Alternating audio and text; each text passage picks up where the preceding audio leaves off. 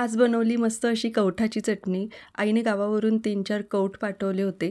त्यातला एक तर मी असाच खाल्ला, मस्त गोड होता, पिकलेले होते सगळे कौठ आणि बाकीच्या 3 कवठांची मस्त अशी चटणी बनवून घेतली, म्हणजे चपातीसोबतसुद्धा खायला होते. तर सगळ्या कवठातला जो गर आहे तो काढून घेतला मी एका मिक्सरच्या भांड्यामध्ये. त्याच्यामध्ये आवडीनुसार मी लाल मिरची पावडर टाकून घेतली. त्यात चवीनुसार मीठ टाकायचं आहे, काळं मीठ आणि साधं मीठ. नंतर जिरी, थोडीशी बडीशेप आणि गूळ घातलेला आहे इथे मी आवडीनुसार. म्हणजे जर कौठ गोड असेल तर थोडा कमी गूळ टाकायचा आणि आंबट असेल तर जेवढा कवठाचा गर आहे तेवढाच गूळ टाकून घ्यायचा. आणि त्यामध्ये मी थोडासा लसूण टाकलेला आहे. लसूण ऑप्शनल आहे, तुम्हाला आवडत असेल तर टाका. आणि त्यानंतर हे सगळं मी मिक्सरच्या भांड्यामध्ये बारीक वाटून घेतलं.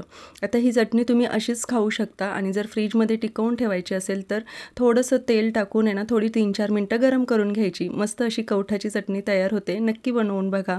बाय.